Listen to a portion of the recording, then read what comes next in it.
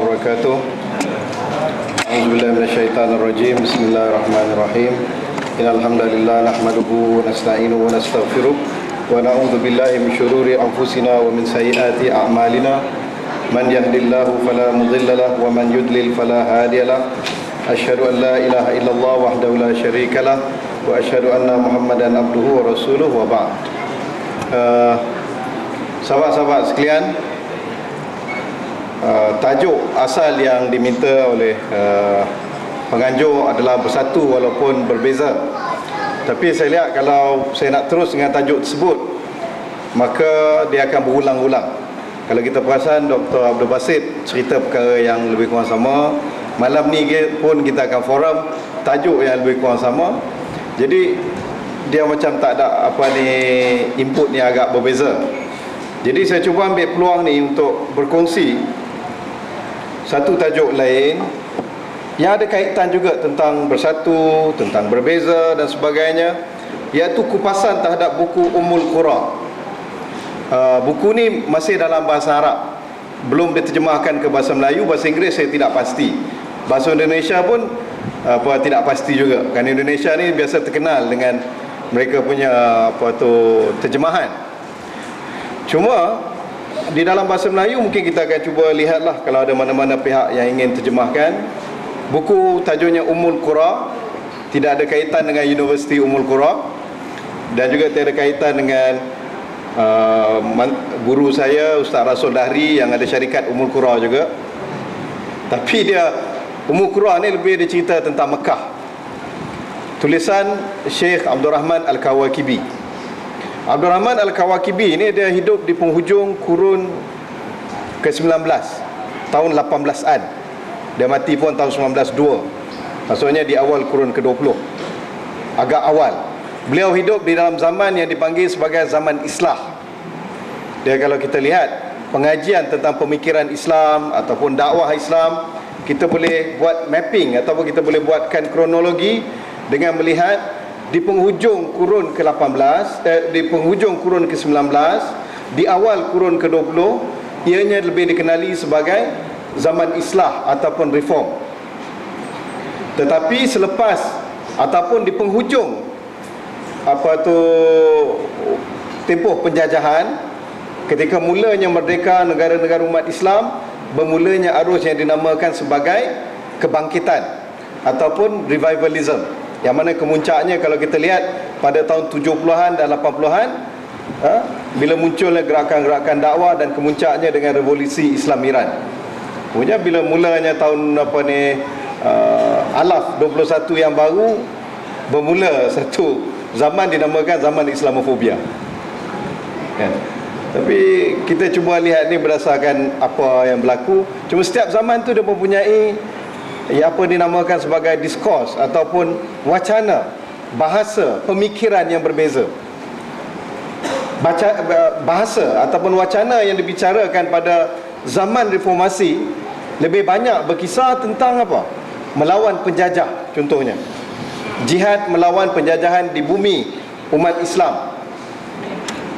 Bicara tentang kemerdekaan, bicara tentang mengkritik kerajaan Uthmaniyah yang pada waktu itu bukan sekadar lemah tetapi juga bersikap diktator. Kritikan terhadap sistem pendidikan Islam.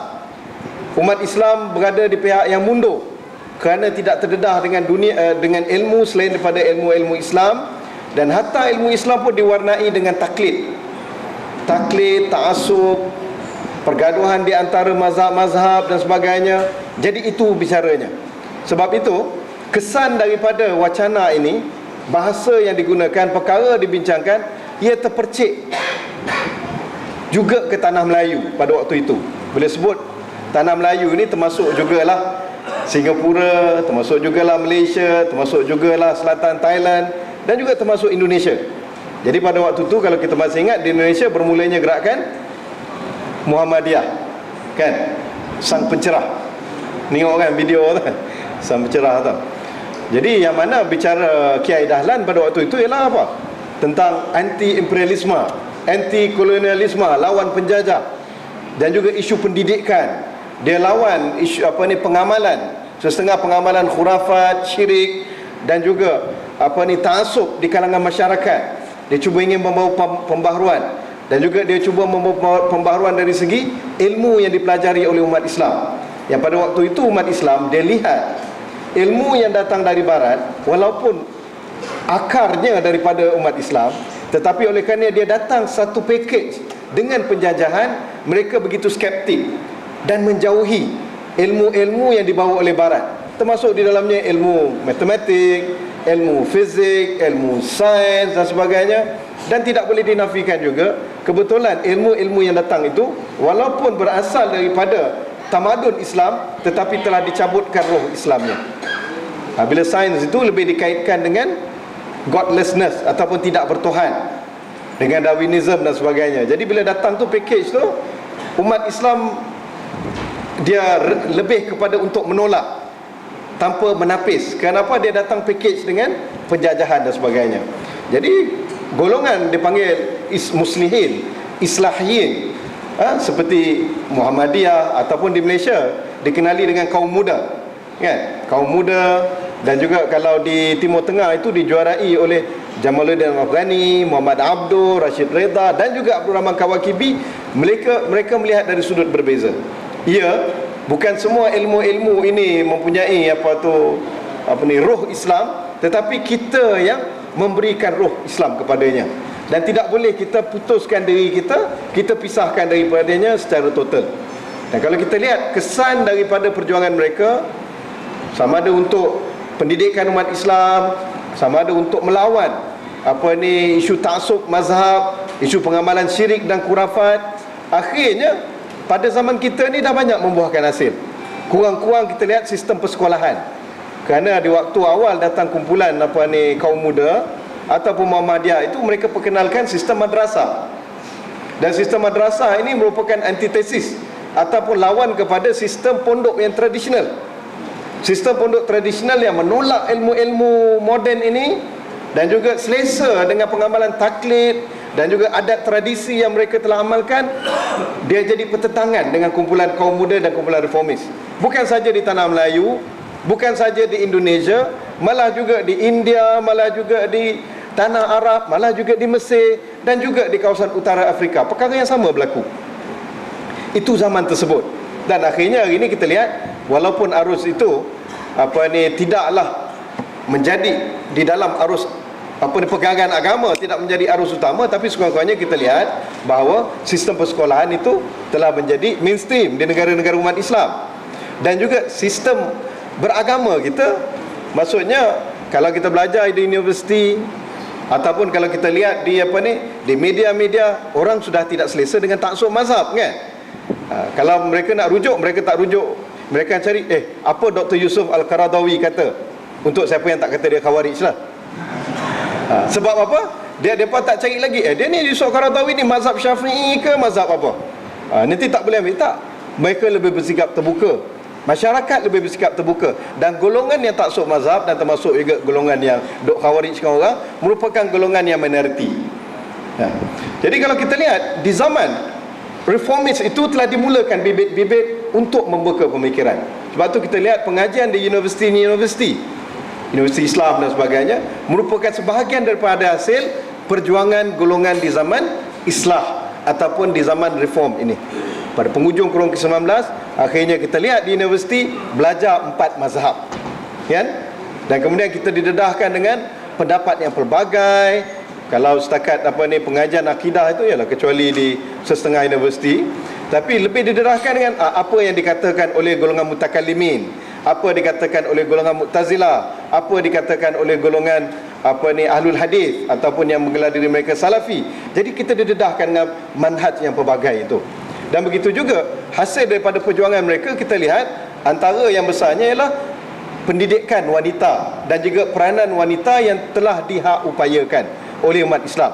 Kerana antara isu besar yang menerima tentangan pihak ni bawa ialah mereka minta supaya umat Islam, wanita muslimat ini dibenarkan untuk bersekolah, dibenarkan untuk pergi ke universiti, dibenarkan untuk terlibat di dalam ruang umum, yang pada waktu itu kebanyakan golongan tradisionalis menentang.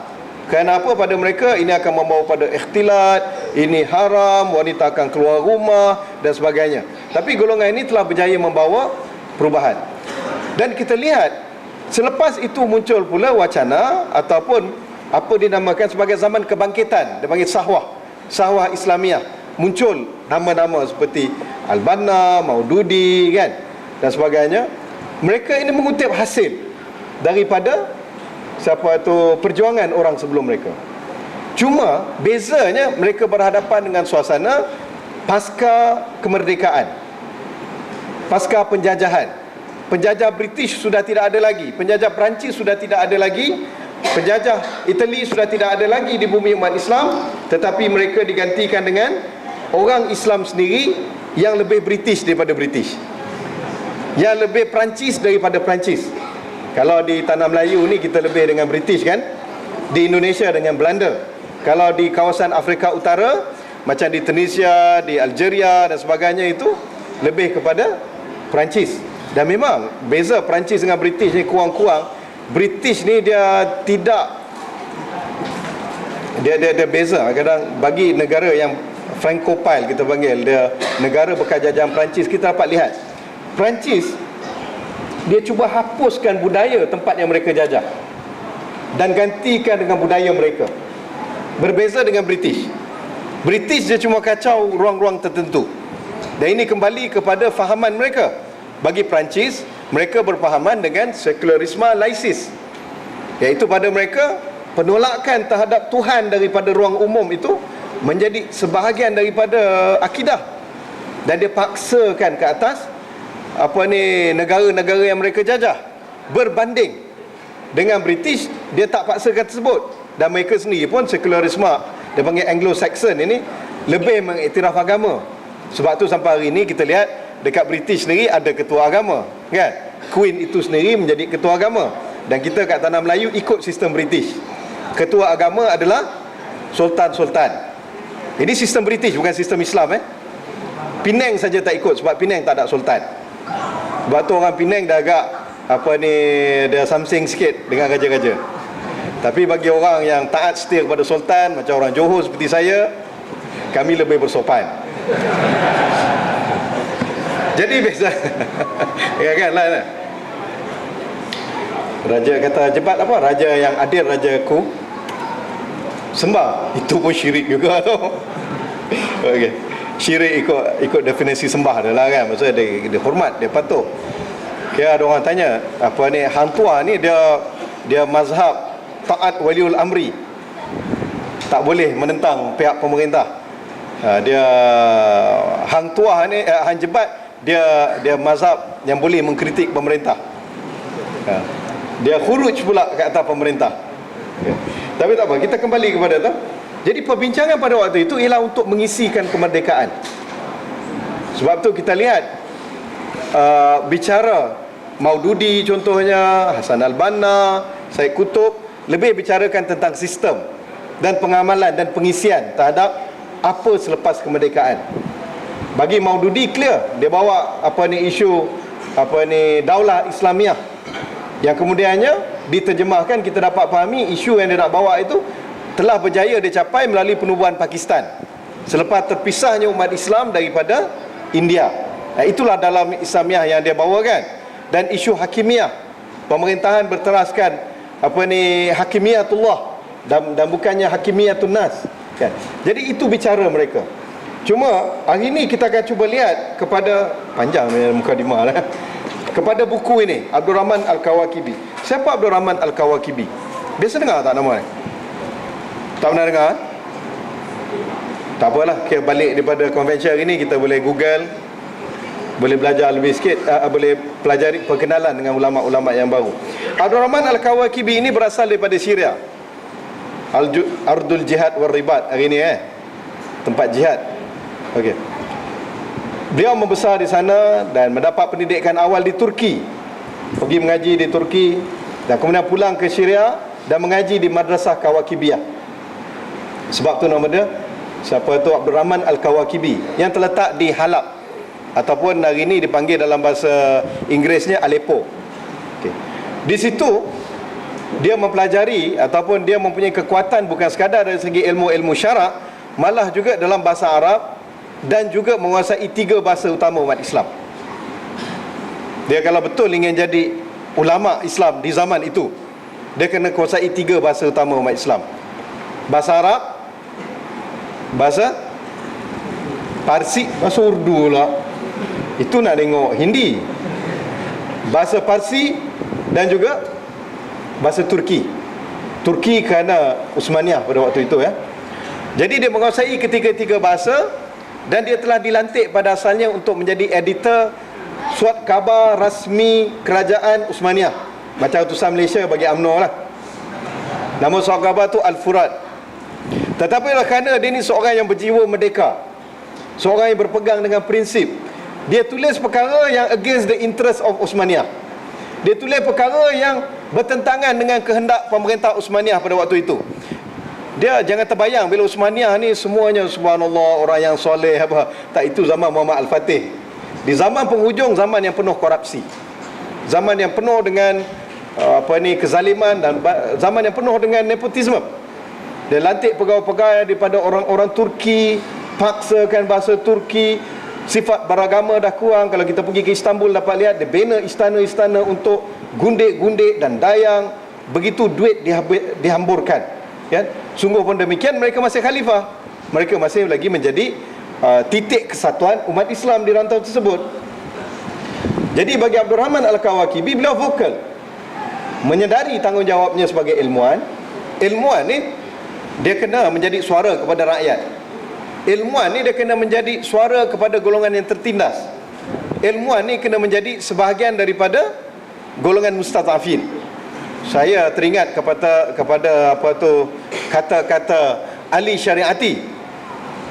Beliau mengemukakan gagasan Raushan Fikir, iaitu ilmuwan ini dia perlu menjadi ilmuwan yang membawa pencerahan, yang bukannya tugasnya hanya mengajar ataupun makan gaji saja, ataupun menghasilkan kitab-kitab ilmu, tetapi dia kena menjadi suara kepada masyarakat di dalam menentang kezaliman.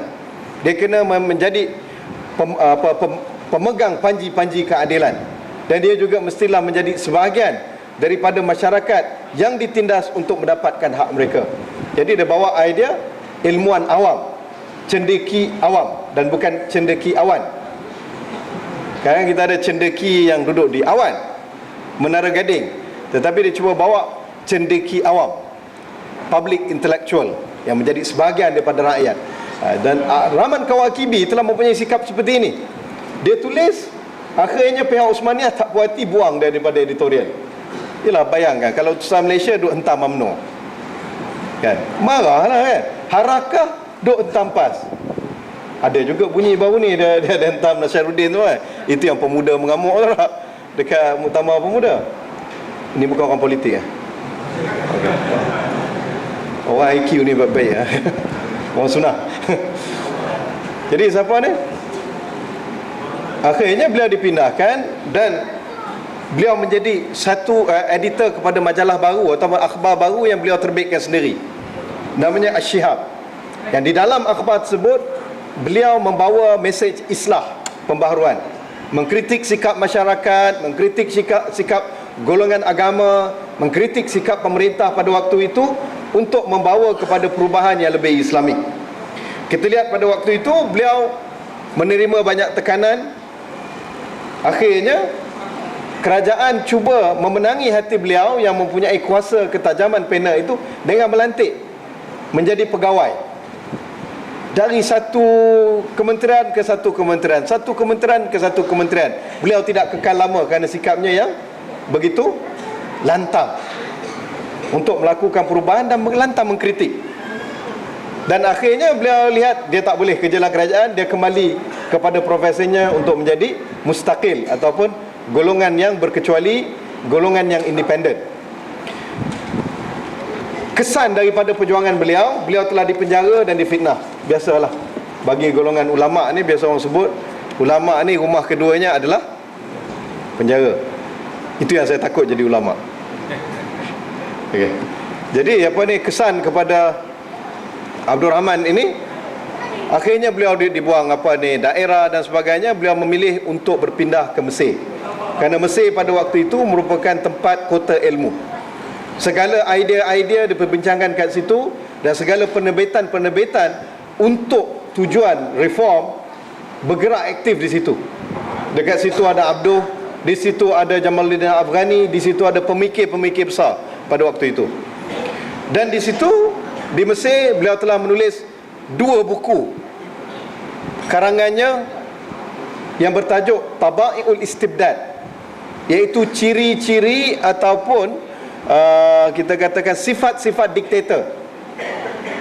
Di dalamnya beliau membicarakan tentang apakah ciri-ciri diktator, apakah sifat-sifat mereka, dan bagaimana untuk melawan diktator, dan bagaimana yang sepatutnya umat Islam lakukan untuk menghapuskan dictatorship. Kerana teori beliau, ataupun bahasa moden kita kata tesis beliau, pendapatnya mengatakan bahawa kerana sistem diktator inilah yang menjadikan umat Islam mundur dari segi ekonomi, dari segi politik, dari segi pendidikan dan sebagainya. Dan bagi diktator, mereka inginkan rakyat jahil. Kalau rakyat berpendidikan, rakyat celik, mereka tidak akan boleh berkuasa lagi. Mereka akan dijatuhkan, rakyat akan bangkit, kan? Sebab itu debat bukan budaya kita. Sebab itu di Malaysia tidak mahu diadakan debat-debat terbuka. Kerana kalau ada debat terbuka, rakyat akan bersikap matang. Rakyat akan diberikan sudut pandang yang berbeza, dan mereka akhirnya boleh menilai. Sebab itu kita lihat Arab Spring. Kalau kita lihat Arab Spring itu, akarnya bermula tahun 1997 lagi. Dia bukan satu fenomena yang 2010 baru berlaku. 1997 apabila diwujudkan stesen TV Al Jazeera. Al Jazeera ini stand mereka amat mudah, iaitu mereka menjadi ruang yang neutral untuk setiap pihak mengemukakan pandangan mereka, dan akhirnya terserah kepada rakyat untuk menilai dengan akal fikiran mereka. Berhenti untuk solat, Amirul Mukminin macam mana? Bagi dengar bang lah. Dia dah bunyi tapi belum bang. Tunggu orang bang baru kita berhenti lah. Ya? Ji Amir Sab. Okey. Jadi pada waktu itu kita lihat Al Jazeera menjadi mimbaru la mimbara laha. Mimbar bagi orang yang tidak mempunyai mimbar. Maksudnya apa? Ruang untuk setiap pihak bersuara, ruang untuk setiap pihak mengemukakan pandangan mereka, kerana rakyat berhak untuk mengetahui semuanya, kan? Dan ini merupakan sebahagian daripada ruh Quran itu sendiri. Hatu burhanakum in kuntum sadiqin. Bagi dalil kamu, bagi kamu punya hujah jikalau kamu di pihak yang benar, kan? Wajadilhum billati hiya ahsan, kan?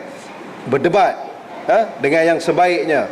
Dan itu konsepnya dalam Islam kita. Sebab itu kita lihat hatta sewaktu hendak dilantik Saidina Abu Bakar sendiri di Saqifah Bani Sa'idah, itu berlaku pertukaran idea, perdebatan yang akhirnya dimenangi oleh Abu Bakar. Lantas beliau dilantik dan dibai'ah menjadi khalifah.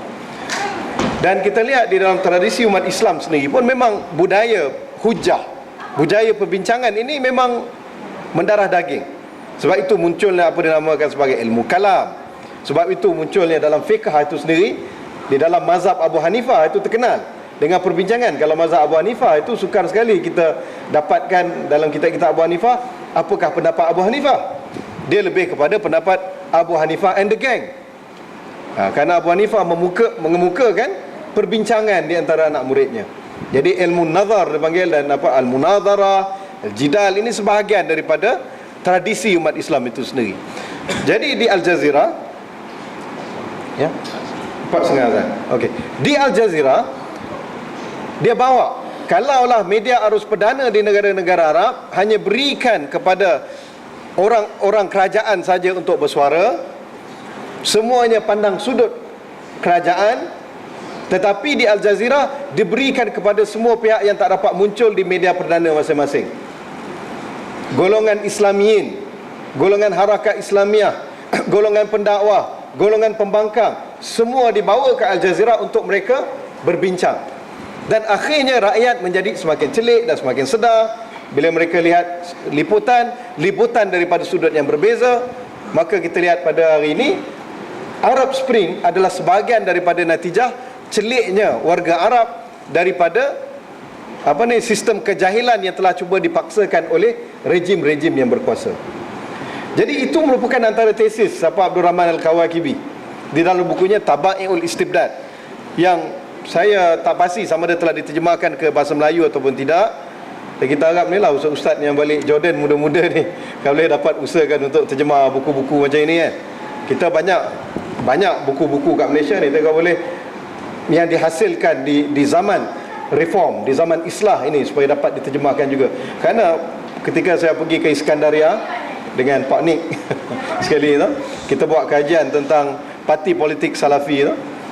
Jadi saya pergi kat kedai dia cari tentang buku ni lah, buku Kawakibi. Jadi bila jumpa saya beritahu dengan orang kedai, dia kata dulu sebelum reformasi, sebelum Arab Spring, sebelum revolusi, buku ni mungkin hampa tak dapat nak fahami, tetapi selepas revolusi buku ni amat berharga. Buku yang Taba'i'ul Istibdad tadi, kerana apa yang diceritakan walaupun itu di 100 tahun lalu, tetapi juga berlaku di sepanjang zaman. Dan buku kedua beliau adalah buku Ummul Qura yang kita akan bincang ini. Buku Ummul Qura ini agak menarik. Dia merupakan seumpama novel. Ombak apa? Oh ya, hafal lah. Ingat budak sunnah tak hafal benda-benda ni. Okey. Tak, dia bukan novel mengarut itulah kan. Okey. Sebab tu dia umpama apa yang beliau gambarkan.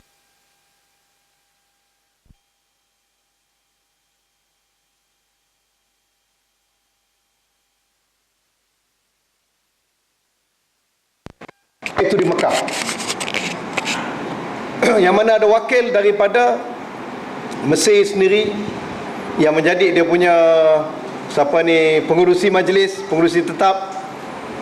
Ada seorang wakil daripada Syam, dirinya sendiri kononnya menjadi juru catat, Said Al-Furati dia gelar diri dia. Itu antara nama pena dia lah. Dia banyak gunakan nama pena kerana kritikan dia yang tajam terhadap pemerintahan Uthmaniyah. Lagi ada wakil daripada Al-Alim An-Najdi, wakil daripada Arab Saudi, Najat kan. Ada wakil daripada Yaman, Muhaddits Al-Yamani. Ada wakil daripada Cina, Al-Imam As-Sini. Dia boleh nampak.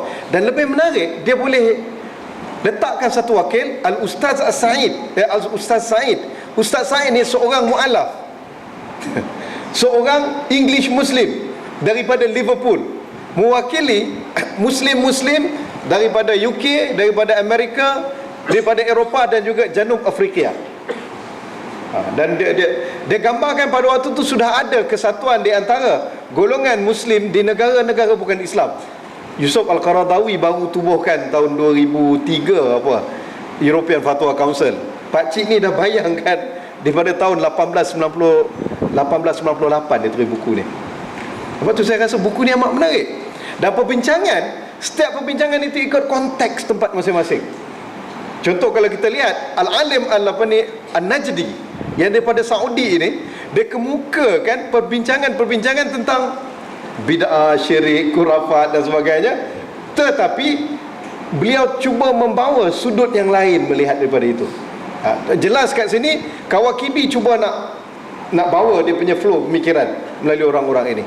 Al-Muhaddits Al-Yamani, orang Yaman ini kan yang keras itu, cuba bawa sudut pandang di sistem di Yaman. Yaman ini walaupun mereka bermazhab Salafi, tetapi mereka lebih kepada seumpama As-San'ani, kepada Asy-Syaukani. Ini kesan daripada kesan daripada Imam Zaid bin Ali yang menyatakan wajib untuk umat Islam berijtihad. Jadi kesan pembawaan Zaidi itu ada kat situ. Tapi Zaidi bukan dari segi mazhabnya, dari segi manhaj Imam Zaid. Sebab kebanyakan ulama-ulama di Yaman yang kemudian menjadi Salafi itu, mereka macam San'ani, macam Syaukani, mempunyai akar asalnya mereka ini daripada mazhab Zaidi dan kemudian menjadi Ahli Sunnah wal Jamaah. Dan ada wakil daripada Al-Alimul Hindi, daripada India, daripada mana, dan mereka membicara tentang isu umat Islam. Buku ini diterbitkan setelah disaring oleh Abdul Rahman sebanyak 6 kali. Dia saring 6 kali baru nak terbitkan. Tetapi yang pertama menerbitkannya dalam bentuk berkala adalah Rashid Redha di dalam majalah Al-Manar beliau. Itu pun selepas ditapis isu-isu yang sensitif terhadap kerajaan Uthmaniyah.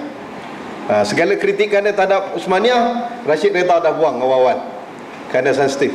Tapi nak ceritanya, akhirnya buku tu diterbitkan, dan naskah yang hari ini dipegang oleh ramai ialah naskah yang dimiliki oleh anak atau cucu beliau sendiri, yang juga nama Abdul Rahman Al-Kawakibi, yang diterbitkan pada tahun 1954. Cuma satu perkara menarik, beliau meninggal di Kahirah ketika sedang minum di kedai kopi.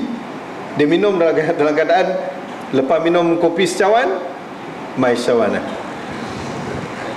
Beliau mengaduh sakit perut dan meninggal dunia, dan dikatakan beliau telah diracun. Dan adalah rumor yang mengatakan beliau telah diracun oleh ejen Sultan Abdul Hamid yang kedua oleh Khalifah Uthmaniyah. Tapi itu masih rumor lagi lah, tidak ada pengesahan daripada Bukit Aman. Jadi Ummul Qura, kita kembali kepada buku Ummul Qura. Dia bicarakan tentang perjumpaan ini.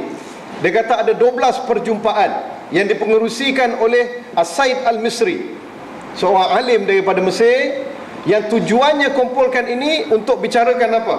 Untuk bicarakan tentang nasib umat Islam, kaedah untuk menyatukan umat Islam, dan juga membincangkan apakah sebab kemunduran umat Islam dan cara untuk mengatasinya. Satu perkara menarik, kalau kita lihat dekat sini, di dalam perjumpaan pertama, mereka cuba nak cari chemistry. Jadi dia membuat konklusi bahawa kesemua wakil-wakil ini, 20 orang wakil bersetuju apa? Dia kata thumma wajal mutabahithun al-lawma ila an-nasi jami'an wa fi muqaddimatihim al-umara wal ulama li'annahum la yata'awanuna min ajli an-nahdha. Dia kata kebanyakan 20 orang yang bersidang ini bersetuju untuk mengkritik masyarakat secara keseluruhannya, terutamanya kepada para ulama dan juga para pemerintah yang tidak bekerjasama dan tidak membantu untuk nahdah, untuk membangunkan umat. Jadi muktamar ini dipanggil awal muktamar nahdah al-islamiyah, muktamar untuk membincangkan kebangkitan Islam yang pertama di dalam dunia Islam. Ini beliau gambarkan sendiri. Dan beliau gambarkan ini dalam keadaan ketika Uthmaniyah tengah lemah. Waktu tu Uthmaniyah tinggal nyawa-nyawa ikan. Mai gerakan nasionalis, Mustafa Kamal terus bagi TKO dekat dia. Tapi waktu ni tengah lemah dia bayangkan, dia kata sistem Uthmaniyah ni tak betul sebenarnya. Dia berpaksikan kepada orang Turki saja. Dia centralized. Ikut Abdul Rahman Kawakibi tak betul. Sistem khalifah sepatutnya dia representative system, wakil daripada setiap negara-negara umat Islam. Dan pada beliau kata sistem khalifah itu sepatutnya tidak melibatkan sistem politik, tetapi dia menjadi lambang kepada kesatuan umat, sistem keagamaan.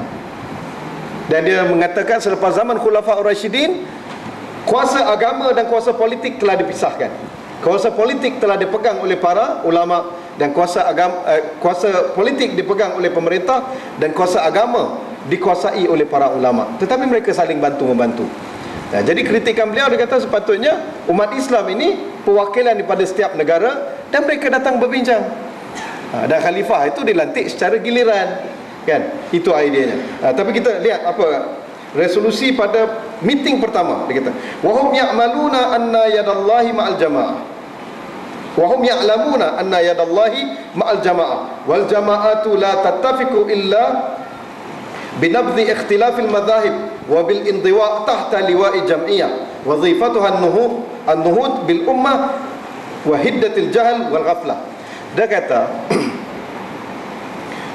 mereka ni semua, para ulama dan para umarak tahu bahawa yadullah ma'a jamaah, Allah SWT bersama jamaah. Tetapi malangnya dia kata jamaah tidak akan dapat dicapai. Maksud kesatuan di sini. Bukan jamaah nanti dia kata ni jamaah PAS ke, jamaah tabligh ke, jamaah ikram ke, bukan. Tak masuk kan ni, dia kata kesatuan umat. Dan kesatuan umat tidak akan dapat dicapai jikalau umat Islam itu berpecah kerana mazhab, kerana fahaman, kerana pembawaan yang berbeza-beza. Maka hendaklah dia kata adanya satu, seolah-olah azan. Okey. Ya. Konklusi.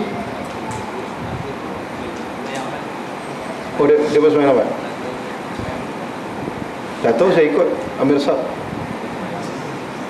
Ya. Semayang dulu. Kata apa kita habis sampai apa? Ustaz nak habiskannya. Habiskannya, lepas tu kita sembahyang. Solat. Lepas habis solat sambung balik. Ustaz nak habis lah. Kalau Ustaz nak habis lah kan. Tak ada dah 20 minit lagi. Oh, dia sembahyang dulu lah. Solat dulu. Solat dulu. Solat dulu Kita nak dulu. Mana ikut Ustaz? Kita habis dulu lah. Habis dulu baru solat. Dia solat lawas sikit pun.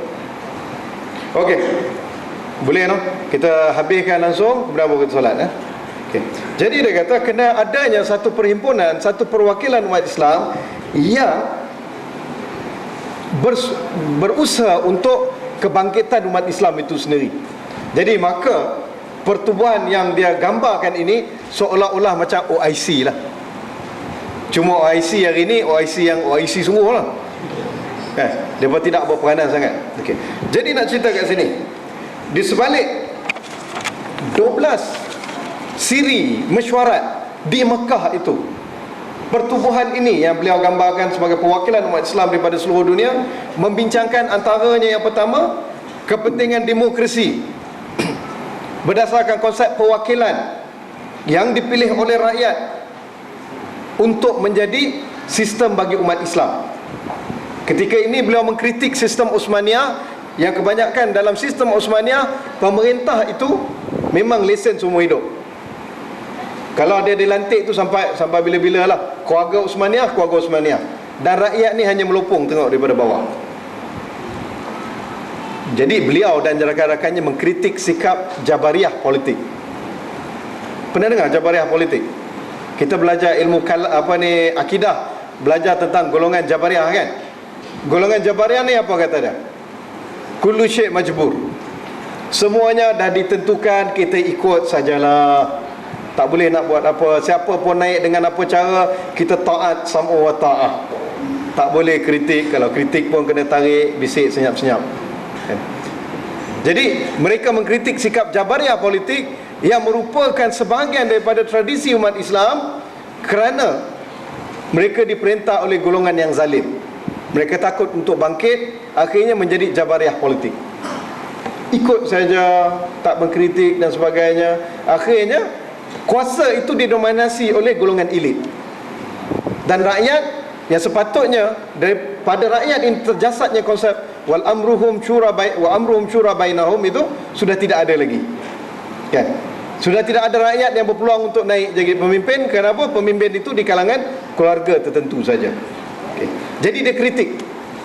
Dan ini disepakati di dalam jam'iyah ataupun dalam perjumpaan tersebut. Yang kedua, mereka mengkritik tentang tiadanya kebebasan bersuara, tiadanya kebebasan politik, tiadanya kebebasan pendidikan dan media pada waktu itu di negara-negara umat Islam. Sambil melihat keadaan umat Islam sama ada di bawah naungan Uthmaniyah ataupun di bawah penjajahan, dilihat perkara ini tidak wujud. Dan penjajah pada waktu ini dilihat bersikap double standard. Di negara-negara mereka, di Perancis, di England dan sebagainya, ada kebebasan bersuara, ada kebebasan media dan sebagainya. Tetapi di negara yang mereka jajah, di Indonesia, di Malaysia, di Tanah Melayu, di Utara Afrika, di India, mereka tidak boleh bersuara, orang tempatan. Dan mereka ada double standard. Dan ini juga kita lihat berlaku di dalam dunia moden. Perasan tak? Kalau di negara-negara barat, bila berlaku pilihan raya, bila berlaku pilihan raya presiden, dah lantik presiden, yang dah kalah tu Mitt Romney secara gentleman mengaku kalah, betul tak? Parti Republican dah kalah, dia bagi jalan kat Parti Demokrat. Betul tak? Begitu juga Parti Labour, dah menang Parti Konservatif, dia ngaku. Tetapi di negara Islam tak boleh. Tahun 90 naik FIS di Algeria, yang menang majoriti itu yang dikalahkan. Menang Refah di Turki, menang majoriti negara Parti Islam, tapi dijatuhkan. Dan baru ni kat Mesir, menang Ikhwan, campur Parti Salafi sebagai majoriti, tetapi yang minoriti ini, yang golongan sekular, buat kacau. Dan Barat menyokong pihak yang minoriti yang buat kacau. Sedangkan di tempat mereka, mereka memperjuangkan isu demokrasi, kan? Jadi inilah yang berlaku pada waktu itu. Kalau pada waktu itu dia kata, ini apa ni di negara hampa demokrasi lah apa, tapi kat negara umat Islam hampa jadi diktator dan hampa berkawan dengan orang-orang diktator. Dan perkara yang sama berlaku dekat bawah negara-negara jajahan Uthmaniyah. Dan beliau menerima kesannya.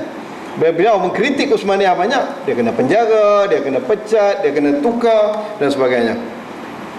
Yang ketiga, antara perkara dibincangkan di dalam Muktamar Ummul Qura ini ialah bagaimana kebanyakan kepimpinan umat Islam yang dipilih dan tidak dilantik, dipilih, terdiri daripada orang yang tidak layak, orang yang tidak mempunyai kredibiliti agama dan sebagainya. Saya teringat kepada Syekhul Islam Ibn Taymiyah di dalam buku beliau As-Siyasah Syar'iyah, kan, li islahir ra'i wa ra'iyah. Di dalam mukadimah dia sebut, dia bawa ayat surah An-Nisa 58-59. Innallaha ya'murukum an tu'addul amanati ila ahliha. Okay. Dan juga wa iza hakamtum fahkumu bil adli. Ikut Ibn Taymiyah, dia kata prinsip politik Islam dia bina pada dua perkara ni. Yang pertama kepada amanah, dan kedua kepada keadilan. Jadi untuk mendapatkan amanah dan keadilan, mestilah orang yang dilantik menjadi pemimpin, menjadi pegawai daripada kalangan mereka yang boleh laksanakan amanah dan boleh laksanakan keadilan. Dan beliau quote hadis-hadis dan juga kata-kata Saidina Umar yang mengatakan, sesiapa yang lantik seseorang yang tak layak, sedangkan ada orang lain yang lebih layak, maka beliau telah mengkhianati Allah, Rasul dan orang-orang mukmin sekaliannya. Jadi ini yang berlaku di zaman tersebut. Bila Uthmaniyah lantik di kalangan orang-orang Turki untuk menjadi governor, menjadi kepimpinan dan sebagainya, mereka ini tidak layak. Dan ini telah dikritik oleh Abdul Rahman Al-Kawakibi. Yang keempatnya, mereka bincang tentang kelesuan para ulama-ulama kerajaan yang gagal membela nasib rakyat dan tidak menjadi suara kepada rakyat yang dizalimi. Malah mereka berlumba-lumba untuk mendapat jawatan dan juga keredaan daripada kerajaan Uthmaniyah pada waktu itu. Dan ini berbeza dengan ulama di zaman terdahulu. Kita lihat Ahmad bin Hanbal, kan, dipenjarakan, kan. Kita lihat seperti Imam Abu Hanifah, walaupun beliau bekerja dengan Khilafah Abbasiyah, tetapi memberikan sokongan terhadap gerakan-gerakan untuk menentang dan juga mengkritik Daulah Abbasiyah, kan. Ibrahim Nafsul Zakiyah, Ali Zainal Abidin dan sebagainya, itu semua disokong oleh Abu Hanifah.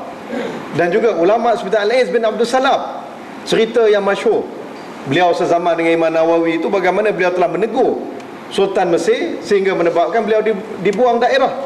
Al-Aiz katakan kepada Sultan Mesir pada waktu itu, tak apa kau buang daerah, tapi kau akan memerintah Kahirah yang tidak ada penduduk. Beliau keluar daripada Kahirah, semua penduduk Kahirah ikut dia. Jadi umat Islam di dalam sejarahnya, para ulama ini menjadi suara kepada masyarakat sivil. Civil society yang Barat baru temui selepas zaman Renaissance, umat Islam telah temui seawal zaman Abu Hanifah lagi, seawal zaman Imam Ahmad bin Hanbal, kan? Jadi ulama dia menjadi suara kepada rakyat dan pembela kepada suara masyarakat sivil. Dan ini tidak berlaku.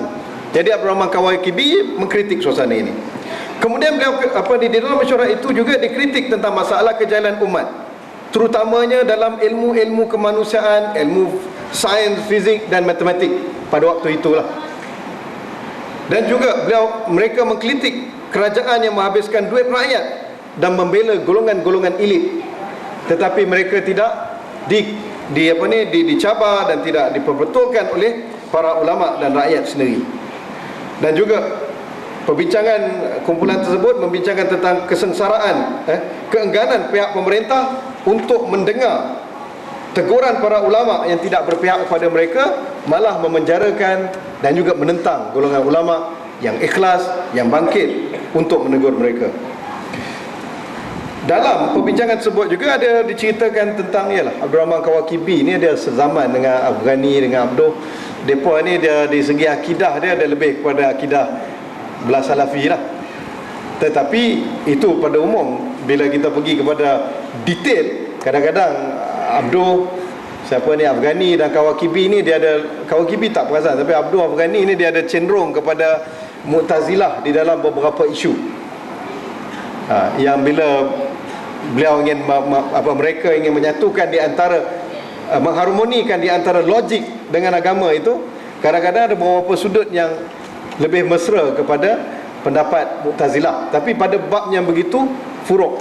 Sebab itu kalau kita lihat kaum muda dulu di Malaysia sekalipun, hatta macam antara tokoh terkenal Za'bar, antara tomahan ataupun antara fitnah yang dilemparkan atau label yang diberikan kepada mereka, mereka ini golongan Neo Mu'tazilah moden. Antara isu yang paling ketara sekali mereka digelar sebagai Mu'tazilah ialah isu takdir, isu qadar, dan beberapa isu lain yang berkaitan dengan furu' akidah, bukan usul akidah. Dari segi usul akidah mereka ni berpegang kepada tauhid lah, tauhid, dan mungkin agak begitu sinis terhadap ilmu kalam yang dilihat tidak membawa hasil kepada praktikal. Bincang tentang sifat itu mereka tak tolak, tetapi pada mereka bincangkan apakah kesan terhadap kehidupan Muslim itu sendiri. Bagaimana berbincang tentang sifat Allah boleh memberikan kesan. Lepas tu saya teringat kepada seorang Syekh kami di Jordan dulu, Syekh Abdullah Al-Khatib. Beliau dia ni angin salafi lah di Mafraq. Tak tahu ada lagi di Mafraq? Tak ada lagi Abdullah Khatib. Syaraf Khatib.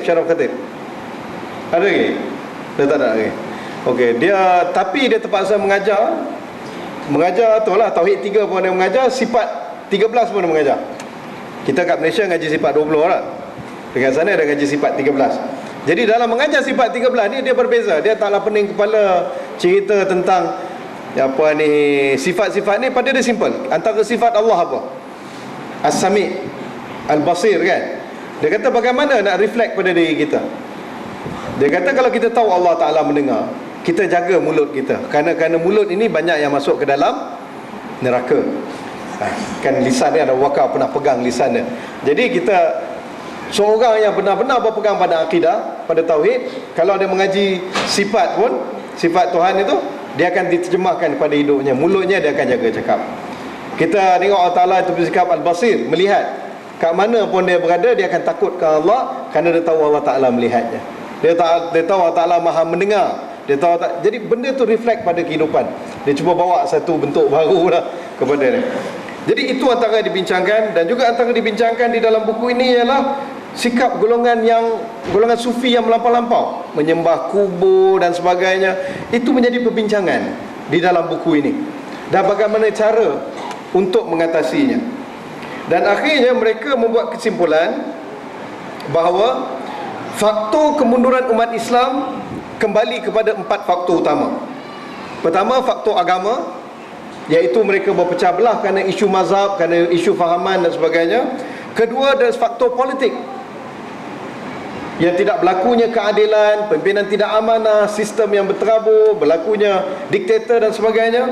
Ketiganya, faktor akhlak. Dan keempat, faktor pendidikan. Ini perbincangan di dalam kitab tersebut, dan mereka bawa resolusi. Antara resolusinya ialah pertama sekali pendidikan. Sebab kalau umat terdidik, umat celik, umat bermaklumat, mereka tidak akan boleh dizalimi, mereka tidak akan boleh diperkotak-katikkan oleh pihak pemerintah. Dan keduanya, perlunya ada sistem demokrasi di negara umat Islam, demokrasi yang sebenar berdasarkan konsep perwakilan. Tetapi ini bukanlah disebut demokrasi ni, jangan terbayang LGBT ya.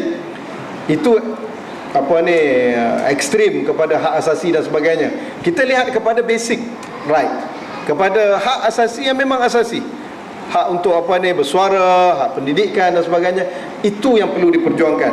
Dan kemudian dari segi agama pula, mereka memperjuangkan perlunya umat Islam kembali kepada agama yang sebenar, pengamalan agama sebenar, berteraskan hujah, berteraskan dalil dan tidak bersikap taklid. Dan juga perlu menghapuskan sikap ta'assub mazhab. Di antara dibincang menarik kat dalam perbincangan mereka ni, saya teringat satu anekdot. Dia bincang tentang kenapa umat Islam ni banyak yang terheret ke pengamalan sufi yang ekstrim. Kita tak tolak semua sufi, tapi ada pengamalan yang ekstrim, yang taksub kepada syekh dan sebagainya, taksub kepada kubur, taksub kepada keramat. Okay. Jadi dia dapati kebanyakan orang yang taksub kepada sufi yang ekstrim adalah daripada mazhab Syafi'i. Jadi kebetulan pada waktu itu ada alim Misri daripada Mesir dan juga daripada Yaman yang cuba bagi mereka punya pengkajian dari sudut sosiologi. Dia kata sebabnya kerana dalam mazhab Syafi'i amat ditekankan konsep niat. Semuanya kena niat, kena lafaz niat. Jadi konsep niat ini dia main dengan dalam. Jadi mereka lebih suka bermain dengan emosi. Oh, itu antara dia punya inilah kajian lah. Yang kedua dia kata kerana mazhab Syafi'i tidak berada di pusat pemerintahan di dalam sejarah Islam untuk tempoh yang lama. Kebanyakannya lebih kepada mazhab Hanafi. Mazhab Maliki di utara Afrika. Mazhab Hambali juga ada di setengah tempat. Tetapi bukan mazhab Syafi'i. Mazhab Syafi'i hanya di Kepulauan Tanah Melayu untuk sementara tapi mereka tidak pernah menjadi di pusat pemerintahan. Jadi ini membawa kepada konsep zuhud, bawa diri, konsep menyisihkan diri. Akhirnya mereka pergi kepada ke arah tersebut. Saya pun lihat ni boleh dipertikaikan lagi lah, boleh bincang. Tapi maksudnya cara dia lihat kepada sudut itu, benda yang tak dibincangkan di zaman tersebut. Metod yang digunakan ni amat menarik kan? Sebab tu buku ni amat penting untuk kita lihat. Kemudian lagi yang paling penting saya lihat dalam perbincangan kitab ini juga ialah di penghujungnya mereka menyeru umat Islam untuk bersatu di atas perkara-perkara usul. Memang perkara furuk ni kita akan dapat saja ruang untuk berbeza. Sahabat sendiri alangkah berbeza. Tetapi perkara-perkara usul kita tidak boleh berbeza kan? Jadi adanya konsep yang lebih luas untuk kita fahami yang mengikat kita walaupun kita berbeza. Walaupun yalah ada yang bermazhab Syafi'i, mazhab Hambali, ada yang tidak bermazhab langsung kan? Tetapi mereka ini boleh bersatu pada benda-benda usul. Dan mereka perlu diikatkan dengan apa? Dengan tali ukhuwah. Kerana perkataan ukhuwah itu sendiri, konotasi keislamannya begitu inklusif, begitu meluas dan tidak terkongkong. Malam ni kita akan cerita nanti. Cuma yang saya lihat agak ada kekurangan di buku ini, yang mungkin ya ada saja poin-poinnya yang masih valid kepada kehidupan kita pada dunia ini, kepada hari ini. Tetapi satu perkara yang kurang disentuh, iaitu faktor ekonomi. Saya tidak mahu ingin berbicara faktor ekonomi di dalam bahasa mungkin golongan politik yang ingin mencari keuntungan politik. Dia kata kita faktor ekonomi gini-gini. Tidak, pada saya kita lihat bagaimana faktor ekonomi boleh dikaitkan dengan dakwah. Tuan-tuan dan puan-puan, kalau kita perhatikan umat Islam, kita mempunyai resource yang banyak. Di peringkat global lah, minyak daripada negara Islam, ya, sumber tenaga, gas dan sebagainya daripada negara-negara umat Islam. Cuma kita bukan negara pengeluar. Walaupun kadang-kadang brain ataupun otak-otak yang bekerja di negara-negara pengeluar ini kebanyakan daripada negara Islam. Di Silicon Valley itu, kalau kita lihat berapa ramai daripada Pakistan kan? Orang kita pun ada yang kerja dekat tempat negara-negara yang pengeluar. Kita sekarang jadi negara konsumer, dan teruknya negara konsumer ini kita tak rasa bersalah menjadi negara konsumer. Dan negara budaya consumerism lebih teruk lagi berada di Mekah dan juga Madinah. Tu kadang-kadang saya lihat, ya Allah, ni silap faham dalam beragama lah. Akidah dah okey kan, fiqh dah okey, tetapi dari segi faham tasawur am untuk agama tu salah. Kalau hari ni tuan-tuan pergi ke Mekah, tuan-tuan akan dapati ada outlet Paris Hilton. Pernah baca kan? Kenal tak Paris Hilton? Ni bukan hotel Hilton di Paris tau. Ni seorang artis kan, yang outlet jual dia punya jenama sudah ada di Mekah. Itu hotel dengan hotel Hilton, dengan hotel yang besar-besar itu, semua ada di sana. Dan seolah kalau kita pergi ke Mekah tu untuk menunaikan haji, suasana rohaniah itu hanya berada ketika kita berada kat dalam Kaabah saja. Keluar saja daripada Masjidil Haram, wah, KFC, McDonald's, Starbucks dan sebagainya. Hampa duduk pergilah suruh orang boykot kat Mekah sendiri ada. Tak ke confuse tu kan? Jadi kenapa timbul seumpama ini? Kerana kita lihat kegagalan untuk lihat Islam dalam bentuk yang luas. Islam ni bukan hanya sekadar ialah isu-isu akidah dan ibadah saja. Lebih luas daripada itu, ia merupakan isu apa? Keadilan, isu kemanusiaan. Sebab tu Allah Ta'ala kata, wa ma arsalnaka illa rahmatan lil alamin. Banyak sekali dalam ajaran Islam yang menghargai nilai kemanusiaan dan nilai estetik. Sebab tu kadang bila pergi ke Istanbul, kita rasa lebih Islamik daripada kita berada di Mekah dan di Madinah. Mekah, Madinah ni kalau tak ada Masjid Haram dengan Masjid Nabawi, saya tak tahulah apa yang tinggal kat sana. Dibuat menara yang besar itu, Zamzam Tower.